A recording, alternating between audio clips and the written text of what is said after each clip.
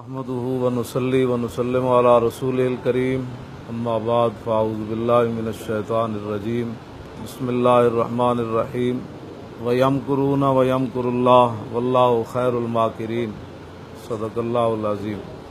मैं तमाम सहाफ़ी हज़रात का शुक्रिया अदा करता हूँ कि आप यहाँ तारीक़ लब्बैक या रसूलल्लाह के मरकज़ में तशरीफ़ लाए और हमारी आवाज़ जो है वो दुनिया के सामने पहुंचाने के लिए आपने यहाँ वक्त दिया। तारीक़ लब्बैक या रसूलल्लाह की कारकर्दगी सारी मिल्लत और कौम के सामने है। हमारे चूँकि एक फ़ैशन बन गया इस्लाम पर एतराज़ात करना, एक फ़ैशन है। लोग कहते हैं कि जी वो बगदाद में हलाकू खान आ रहा था तो मौलवी वहाँ मुनाजरा कर रहे थे, तो मौलवियों के पास तो ताकत नहीं थी, जिनके पास फौजें थी लड़ना उन्होंने था, मौलवियों ने क्या करना था। ये भी एक फैशन है कि मौलवी जी मस्जिद में मुनाजरा कर रहे थे। मौलवी जब रहते ही मस्जिद में थे तो मुनाजरा मस्जिद में ही होना था। तो जिनके पास फौजें थी उनको चाहिए था हलाकू खान का रास्ता रोक। फिर जब सुकूते ये ढाका हुआ, फिर लोगों ने बनाया हुआ जी मौलवी वहाँ मुनाजरा कर रहे थे कि मूछ के अंदर अगर सफ़ेद बाल आ जाए तो इसको खेड़ना कैसा है, और उधर हिंदू फौजी जो है वो दाखिल हो रहे थे। तो भाई हमारे पास तो कमान नहीं थी, कमान तो जनरल न्याजी के पास थी। तो ये दीन और अहले दीन के खिलाफ बोलना एक फैशन है कि जिनके पास पावरें होती हैं लड़ना उन्होंने होता है, जिनके पास दिफा होता है दिफा उन्होंने करना होता है, जिनके पास फौजें होती हैं लड़ाना उन्होंने होता है। मौलवी मस्जिद के हुजरे से निकलकर मस्जिद में बैठ सकता है। तो ये एक फैशन बन गया दीन के हर मसले में लोगों का बात करना। तो लोग हमें कहते थे जी ये इंतहा पसंद हैं, मुमताज़ कादरी ने कानून हाथ में लिया। हालांकि जब हुजूर का अपना फरमान आ गया था कि हज़रत उमैर बिन अदी नाबीना साहबी मावराए अदालत मार के गुस्ताख रसूल औरत को मार आए थे, सुबह की नमाज हुजूर के पीछे पड़ी थी, तो मेरे आका ने फरमाया हाँ जी क्या किया। अर्ज़ की हुजूर मैं मावराए अदालत गुस्ताख औरत को मार आया हूँ। तो हुजूर ने खामोशी इख्तियार की। बाद में हज़रत उमैर बिन अदी ने पूछा हुजूर क्या मुझे इसके बदले में कत्ल किया जाएगा। तो हुजूर ने एक लफ्ज़ फरमा दिया था, मोमिन तो क़यामत तक बहरहाल इस पर सर नहीं उठा सकता। फरमाया मेरे गुलाम तूने क्या सोचा, ला यंततिहु फ़ीहा अनज़ान। फरमाया जब मेरी बात आएगी ना, मेरी इज्जत आबरू ख़त्म नबुव्वत की बात आएगी, तो क़यामत तक दो बकरियां भी कभी इख्तिलाफ नहीं करेंगी। इस बात के बाद किसी को हक ही नहीं रहता था। जब हुजूर ने फरमा दिया, और फरमाया भी उस मौके पर जब कानून हाथ में लिया गया और गुस्ताख रसूल औरत को मावराए अदालत कत्ल किया गया, उस मौके पर हुजूर ने ये फरमाना ये इस बात की दलील थी कि क़यामत तक जब मेरी बात आएगी तो उस पर कोई मुसलमान उंगली नहीं उठाएगा। ये भी एक फैशन बन गया कि हुजूर के फरमान के बाद तो फिर जब मावराए अदालत हजरत उमर के ज़माने में बहरैन के बच्चों ने एक पादरी गुस्ताख रसूल को मार दिया, तो सारे ईसाई हजरत उमर के पास चले गए कि मावराए अदालत बच्चों ने गुस्ताख रसूल पादरी को मारा। तो हजरत उमर ने फरमाया अल-आन अज़्ज़ल इस्लाम, फरमाया आज ही तो इस्लाम ने इज्जत का इजहार किया है। तो ये सारी बातें इसके बावजूद हर बंदा उठकर इस पर राय जनी करता है। तो हमें कहते थे ये मुमताज़ के साथ खड़े होकर इन्होंने ये किया, फिर कहते थे ये मौलवी जो है वो कौमी धारे में नहीं आते।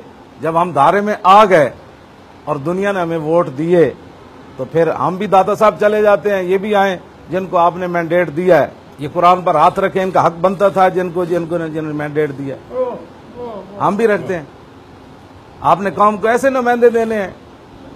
और फिर पीछे पीछे उनको भी रखा जिन्होंने खत्म नबूवत पर डाका डाला ताकि कुफर खुश रहे कि नहीं, वो भी साथ साथ ही खड़े हैं।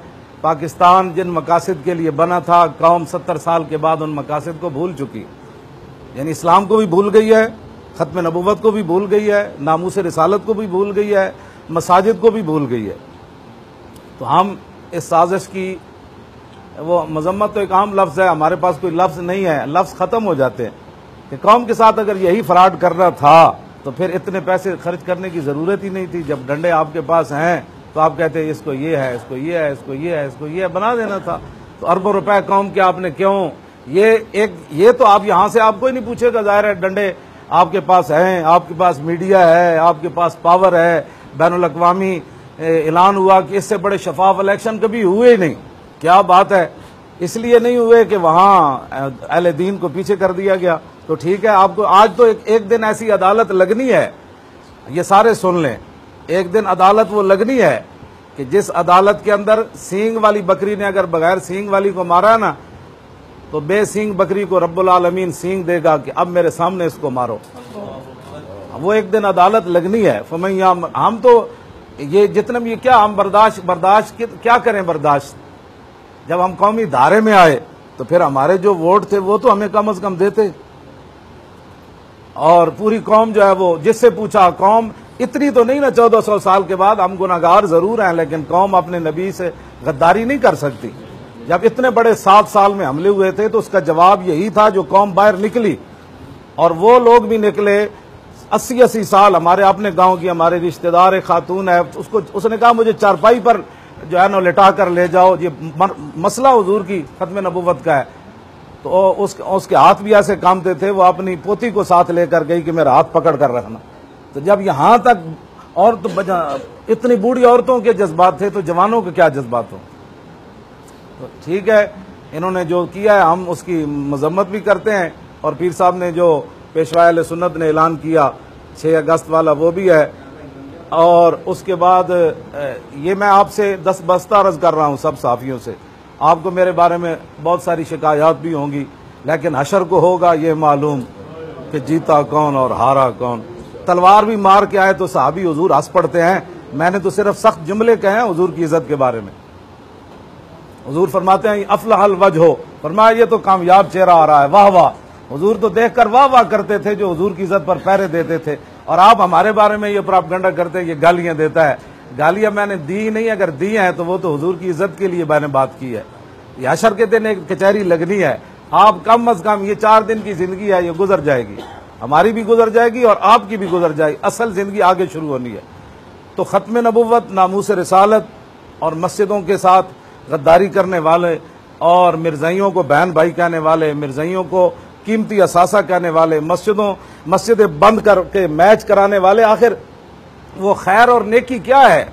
हमें भी तो बताएं ना, मस्जिदों को बंद करना खैर है कि शर है? हिंदुओं के मंदिर में जाकर कहना कि जनाब ये आर्जी लकीर है, बोली हमारी एक है। अगर बोली एक हो ना जो है वो पाकिस्तान फिर क्यों बना? बोली अगर एक थी तो फिर ये तो कायदे आजम के पास जाना चाहिए, उसकी कब्र पर, इकबाल की कब्र पर जाना चाहिए था कि बाबा जब बोली एक थी तो आपने लाखों बंदे क्यों मरवाए, लाखों सुहाग क्यों उजड़े, दुनिया की बड़ी हिजरत क्यों की?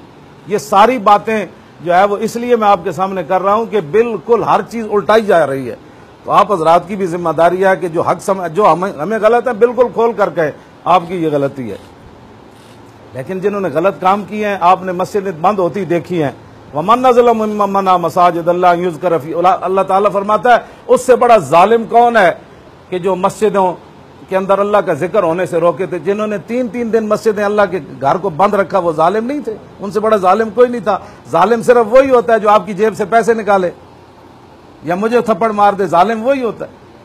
तो इन्होंने जो भी जुल्म किए वो सब कुछ किए, लेकिन किसी ने भी एहतजाज नहीं किया कि जनाब मस्जिदें क्यों बंद हुई, अल्लाह के घर क्यों बंद हुए, सिर्फ मैच कराने के लिए।